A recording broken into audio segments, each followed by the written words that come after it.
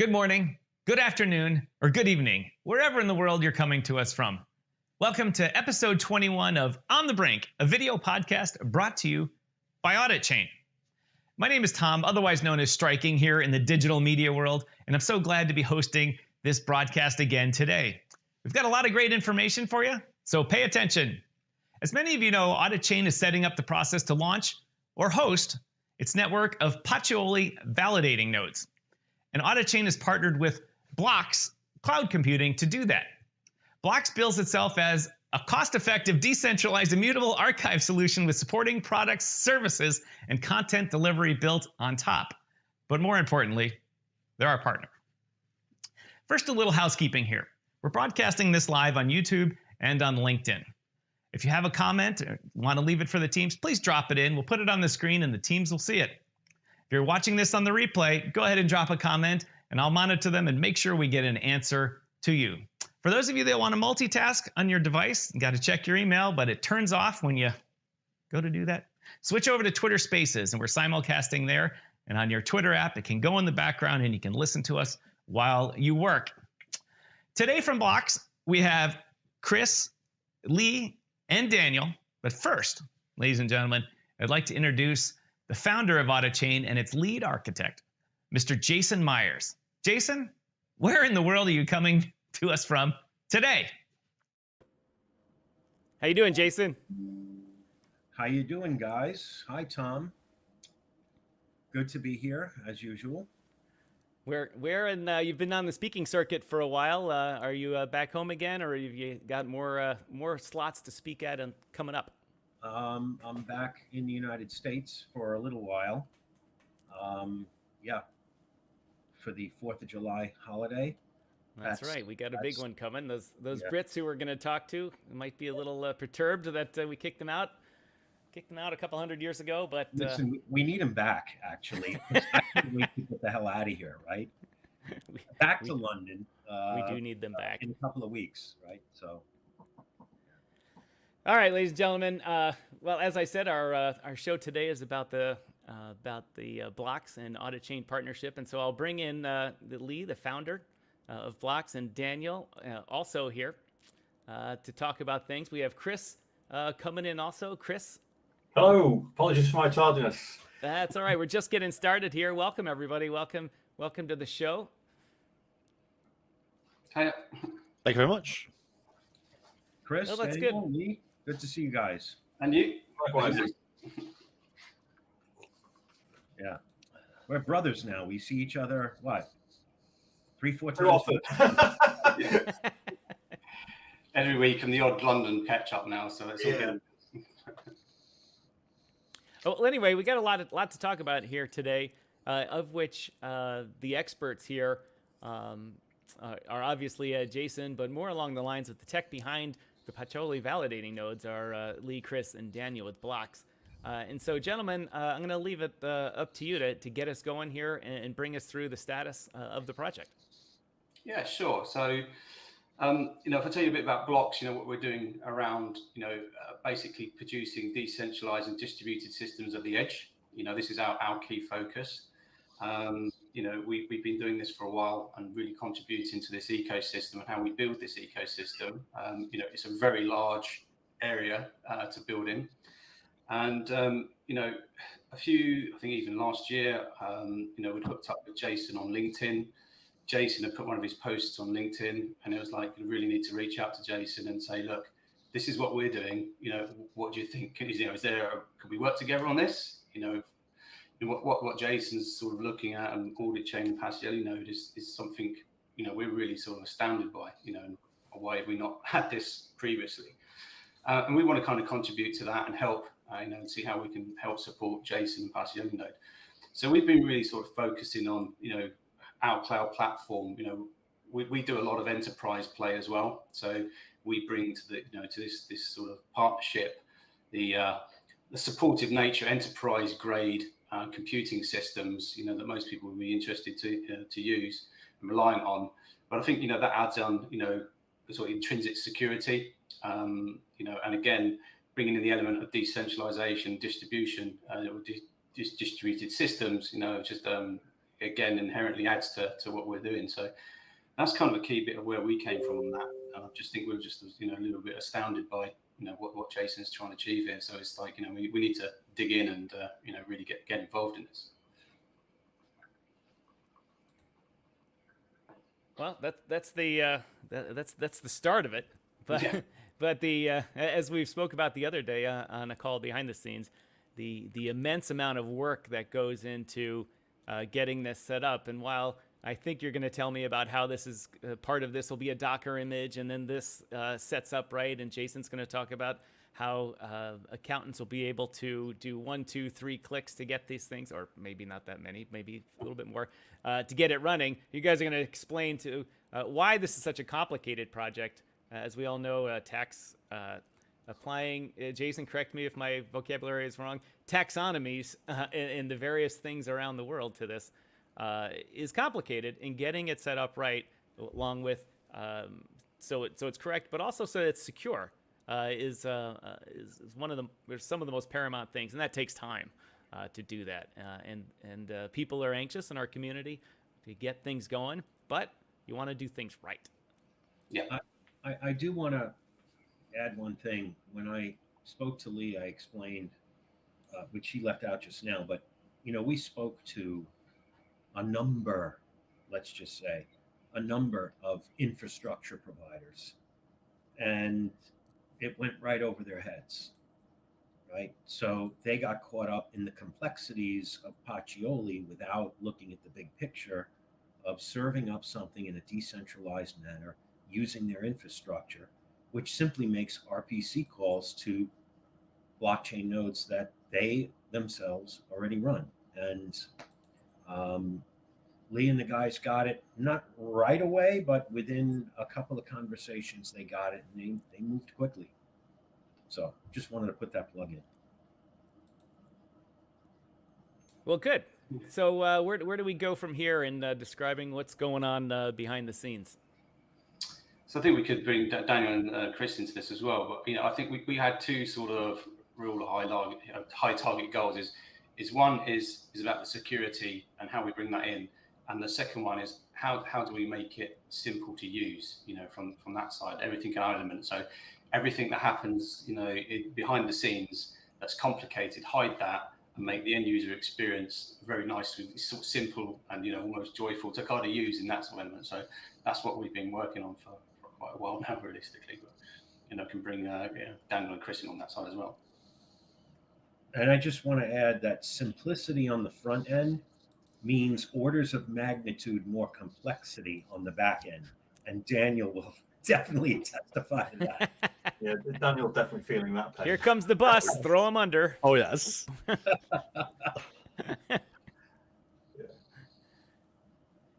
Well, good. Well, good. Daniel, you want to, and Daniel and Chris, you want to give us your end of this? Yeah, well, I'll leave it to Chris. I was going to say Daniel's feeling most of the pain, so he can drill down into the technology later. But yeah, I think Jason's hit the nail on the head there. The more simplistic it looks from the front, from the front end, from the user interface, and the easier it is to use, the more complex it gets, you know, at the back end, and especially when you're dealing with an already complicated system. You know, it's a how do we deliver what is a very important function in the audit world, which is very complex in itself. How do we deliver that en masse, on scale, you know, at a point in time when somebody wants to use it, and how do we do it securely? Yeah, you know, so that's the bane of Daniel's life right now.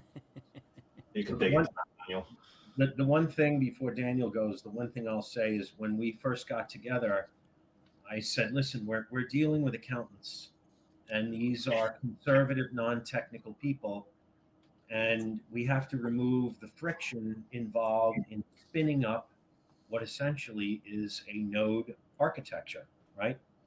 So the critical aspects of that, as I had in a very serious manner, but everybody laughed, in a very, very simple way, right? Maybe 2 to 3 clicks and they're in business, and it's got to be that way.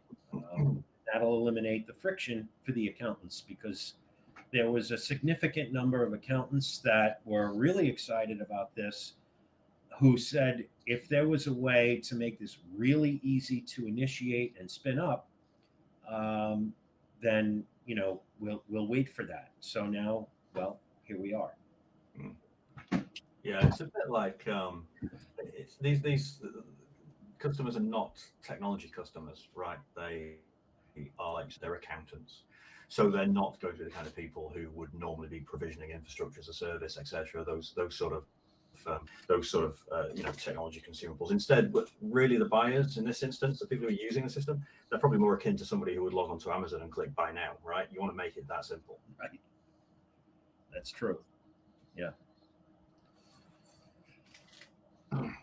Maybe what we could do is, Daniel, you have a process flow diagram, right? I do, yes. And we can maybe pull that up and kind of walk through each step, which to us is very easy. To those that are watching, it may be easy. But again, I can't emphasize enough the complexities on the back end that allow this to get achieved, right? Yeah, well, if you want to go through the or how things work before this flow goes ahead, then we can maybe go into how we're going to simplify it. How you would normally set it up, for example. Well, normally, okay, so first you need to know Docker, right? And you need to create a Docker image on Docker. You need to create a second image that handles your private key. You need to provision a server in a server environment. If this is going to be used for real audits, when it's going to be used for real audits, there are enormous security and privacy considerations that have to get made. There are certification considerations that have to get made. What we will push out first is very similar to what our community experienced back in November, I believe, which is pure analysis. Nobody's making any attestations. They're not rendering any opinions. No one's on the hook for anything. It's really a means to determine whether or not a financial report filed with a regulator already is reliable. And if it's not, then what is the exact nature of the inconsistencies, right? So the way to achieve that is to give an interface to somebody who wants to perform that function that looks very similar to either a Google or ChatGPT with a single space bar where they paste a link, they click submit, and you get an output, right, of which you launch. The output is the complex part, which is doesn't fall within the purview of blocks, but it gets outputted from whichever Pacioli node writes its IPFS and Filecoin, which we'll cover the fastest, right? And then the rest of the nodes that participated in that race will corroborate. So that's a very, very generalization of what you would need to do now. And a lot of people in our community have done that. And they've spent a good amount of time. We have a manual that teaches people, to do things they've never done before. And it requires MetaMask in both cases. But the goal is to, again, 3 clicks and you're in business. 4 clicks, maybe. We'll see. We're trying. Yeah. So I guess from there, the current process is very technical, but obviously we want to make that more of a service layer. As you said, a one-click Amazon kind of flow. So the process we've kind of playing with at the moment, which will maybe change, but this is the very simplistic and initial approach would be so user comes to us from Auditchain. Say, hey, they register with their email address and create a password as you would do with any other website. Then they'd go in and create their organization details, so the organization name, tax, whatever they need to provide legally to be able to be a customer. And then they'd go through the normal process of the organization. Sorry, take that back. We've gone too far ahead. We need to create the organization keys. So there are the private encryption keys, as Jason referred to earlier, to make sure that everything is, there's zero trust, if that makes sense. So we don't have access to anything, nor does an attacker if some sort of breach were to happen. So everything is generated end to end, so we have no access to it either. From that point onwards, once we've done those encryption keys, then everything else is end to end in transit and at rest, fully encrypted. They'd register their payment details to make sure that they can actually pay for the service, because things cost money, sadly. From there, if the payment card's information is not valid, we then display the most simplistic wizard, as Jason was referring to earlier, being that, hey, we'll prompt something up on the browser saying, hey, look, you need to input your MetaMask key, private keys. So then the flow is simplistically goes through that of, hey, please add your key for each node. And this is super simple. Something akin to Honey, if you'd have used the Honey extension for like getting discounts or tokens or whatever. That click. So one click, copy, paste, done. And then that goes through. If they want to add another one, same thing again. Arrow, click here, click this, done. We encrypt all that information. To be clear, each node requires a separate key pair from your MetaMask account, just to be clear. It does. So the blue node on screen now allows them to add another node. So for each node that they want to create, the user just goes in and it says, would you like to add another node? And then it runs them through the process again. So it gives you multiple, it gives you the same process, but allows you to essentially add, like adding more items to your basket. Simple as that, but everyone obviously requires a different private public-private key token pair. Is that fair enough, Jason? Yep. Yeah, and then we encrypt all the information with the keys that we generated earlier, specific to that organization. And then, we spin up those nodes in the background, and the rest is history. The rest is just passing things on and allowing people to generate reports. Simple as that, right? Exactly. On the front end, maybe. Right. Yeah.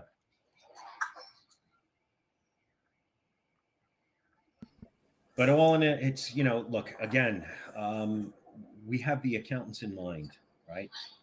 And with the accountants in mind, it's got to be as simple as possible.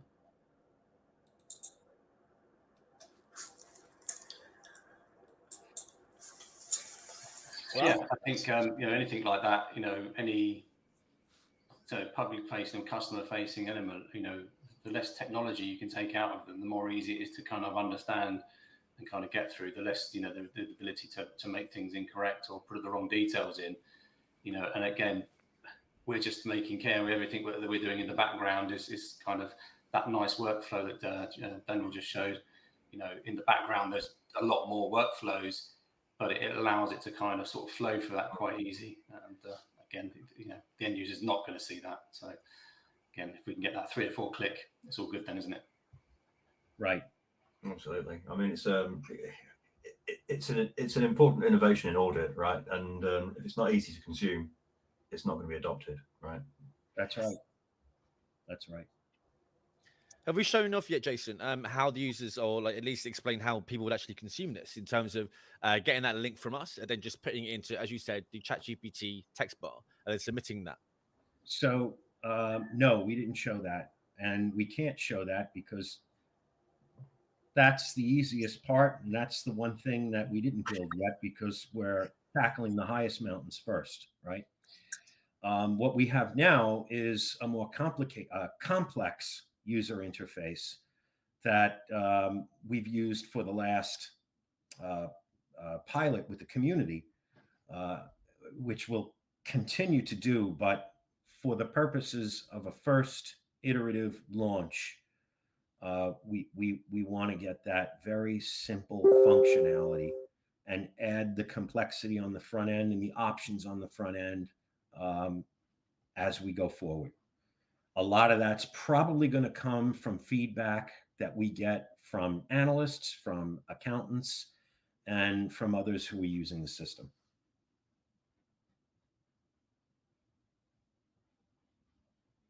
I think that a lot of the people that will be listening, that are listening live, and will be listening on the replays will be asking the questions. Jason, when may that be? That's a really good question. So what we're doing, if you can correlate this, is we're sending men to the moon. So every calculation has to be correct.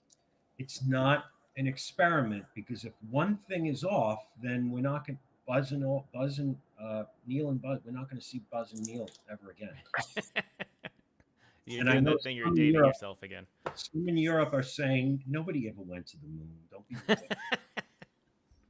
I've heard that. We don't need those people involved in this project anyway. So So it's really meticulous. And they'll explain a lot of what's difficult. The complexities for this are beyond my pay grade.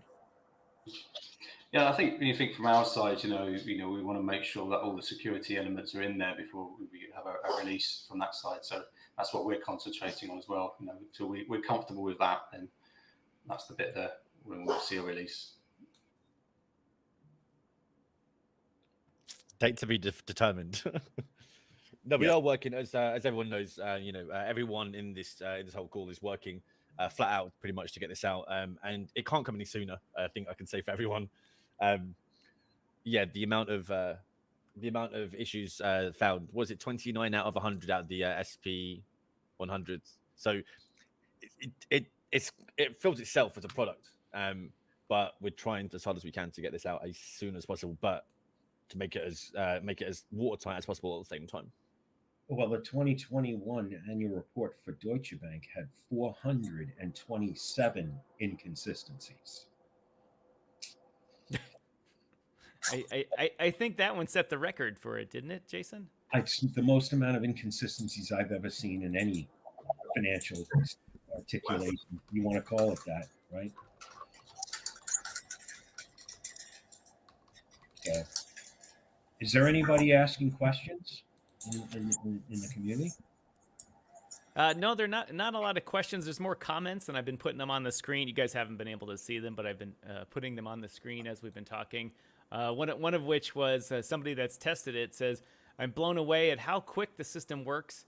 It's no-brainer to adopt and use," and that was someone that I believe used just the back end during the trial. And so I think the insinuation there was once you move to a single line front end, it will be a lot easier. Well, let me a caveat and a disclaimer, right?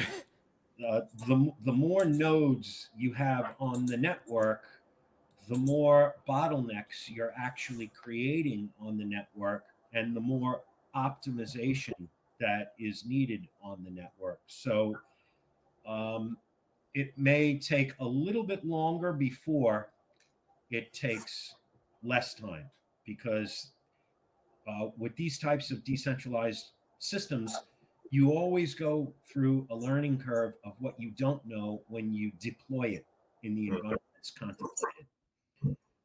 And a lot of the times that actually occurs in production, not necessarily testing, because testing, I can give you an analogy. They may rate an electric car, for 400 miles, but that's no air conditioning, windows rolled up, flat asphalt, no pebbles, right? No tennis balls in the middle of the road.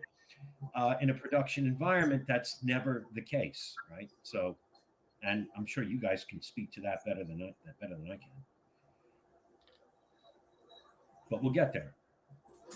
So what took 30 seconds in that environment might take 60 seconds in a production environment, of which we'll find ways to optimize back to 30 seconds. How long will that take to optimize?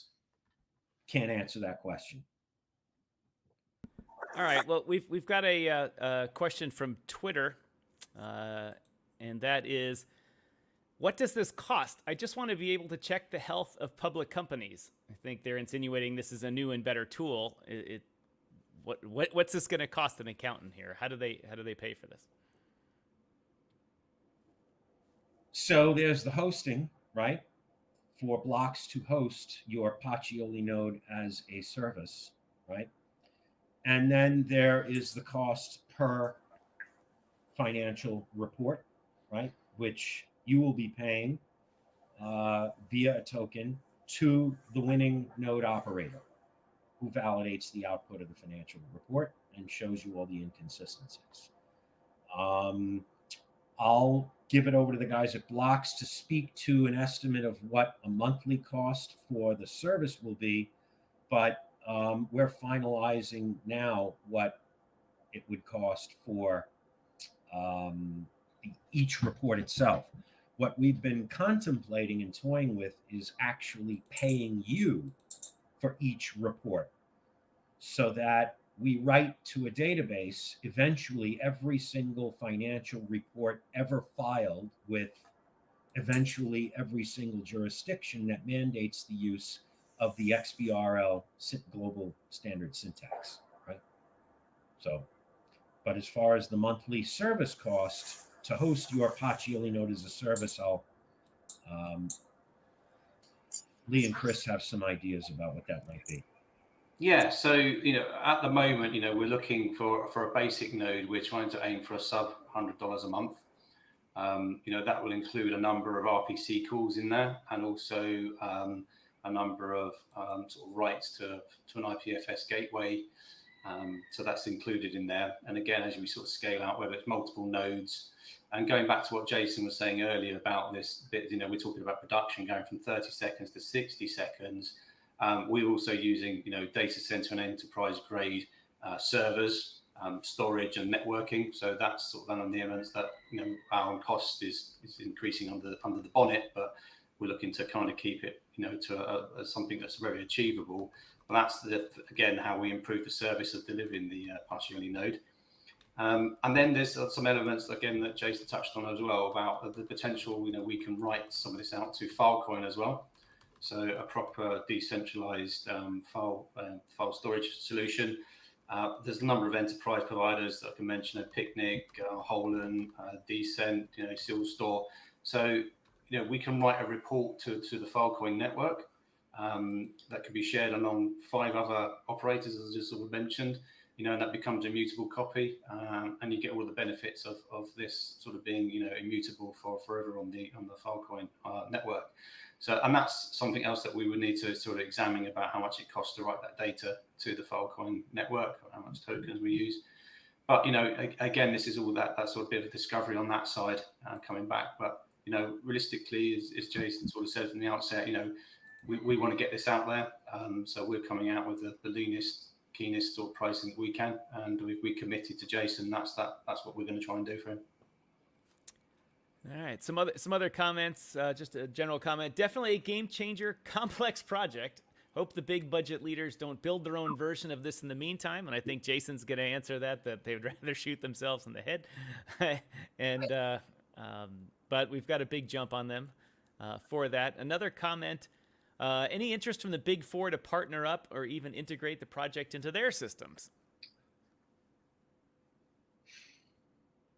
I don't even know how to answer that without violating a confidentiality agreement with one of them. I think publicly, Jason has said he would like those companies to run their nodes, run nodes just as everyone else does. Yeah, look, here's the thing. They do move slow, and what's liable to happen, despite interest from the humans inside those organizations, is they're going to see how it's going, and they'll probably be participating at a later stage, right? But I just want to make it clear that no agreements have been signed and no extensive dialogue is underway with them. We have, interest from a lot of smaller accounting firms who move faster, who want to do things that they ordinarily don't do because the big 4 do them. And they like the idea of being ahead of the big 4 accounting firms. And in the famous words of Forrest Gump, that's all I'm going to say about that.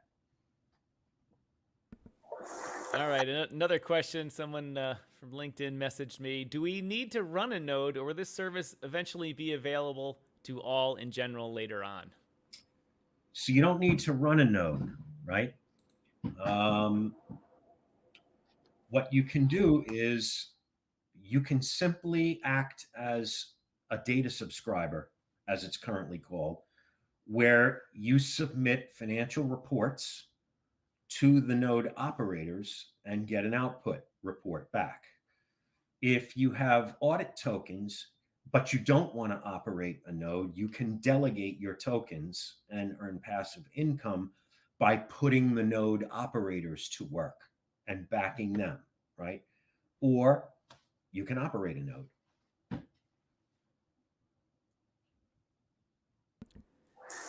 Let's see here. The question, I presume the plan is AUDT token is still the go-to token in the system for payments, income, etc. Is this correct? Yes, it is. All righty.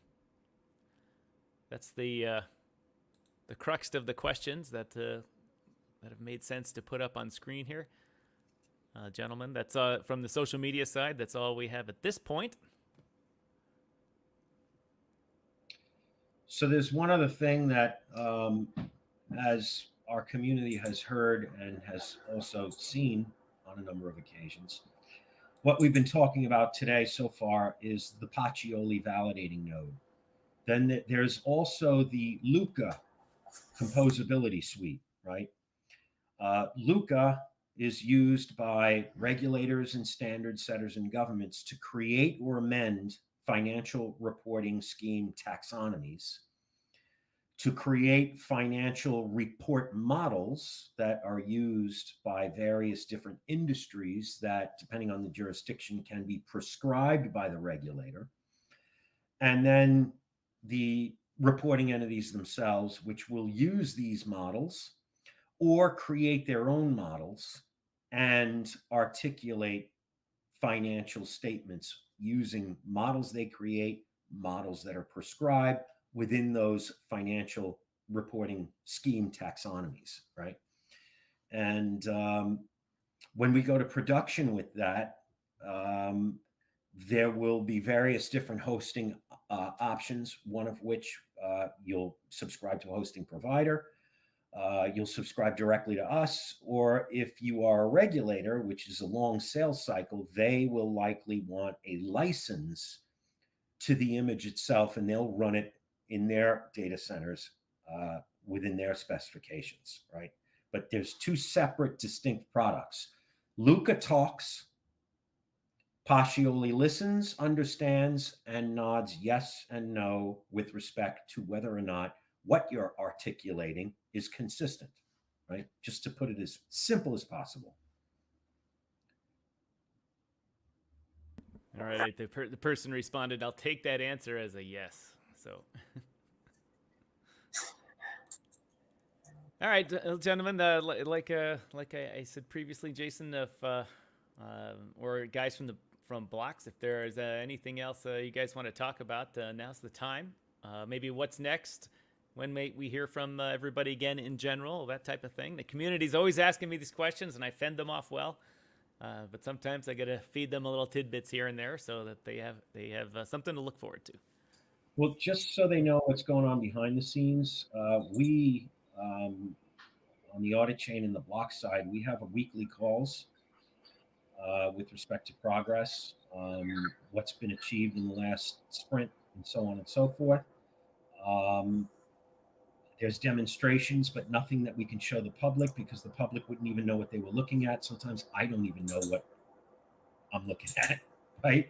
But it all has to do with the infrastructure that encapsulates, our Pacioli node.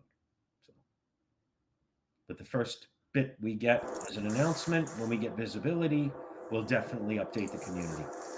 It's a lot more complex than we anticipated. We are blazing trails. It's unprecedented, and we're begging the community, please. You've been patient, and I mean, I'm floored by your patience. Just bear with us. Well, like we always say, development of software, it requires more patience than building the pyramids, I think. And so the last answer from someone I'm not even going to put it up on the screen. It's just thanks, and thanks to all of you. And I have the same thing. Thanks, Lee, Chris, or Daniel. Anything else you want to add to this? No, I think we're all good. I think, as Jason was saying there, we're sort of steaming ahead at this as fast as we can from that side. To reiterate, we've got our weekly meetings. We also met, I don't know if it was last week or the week before, we had a meet up with Jason in London, spent some time together for a couple of days. So, we're putting all the guns and efforts into this one. Yeah. And just a little bit of a color behind what actually happens during these sprints, these development efforts. Every time you fix something, it exposes flaws in something else. It's kind of like whack-a-mole occasionally, right? Daniel is laughing because he's probably the guy in the front line that actually deals with the hammer to whack the mole into the spot, right? Just when you think you got something fixed, something else goes wrong.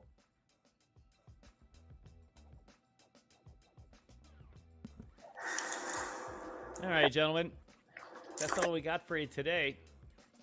Then that is all we got for you today. But I thank everyone for coming today. The gentlemen from Blocks, it's good to hear from you. Good to meet all of you through this process. Jason and I will be live again soon enough for On The Brink episode 22 when we get some good content together for you. So if you got any suggestions on things you want to hear, as always, if you're watching this on the replay, drop them in the comments. We will pay attention to those and get answers back to you. Also, if you've got questions, please join our Telegram communities. You can find all that information through the website, auditchain.finance. And of course, Blocks can be found at blocks.io.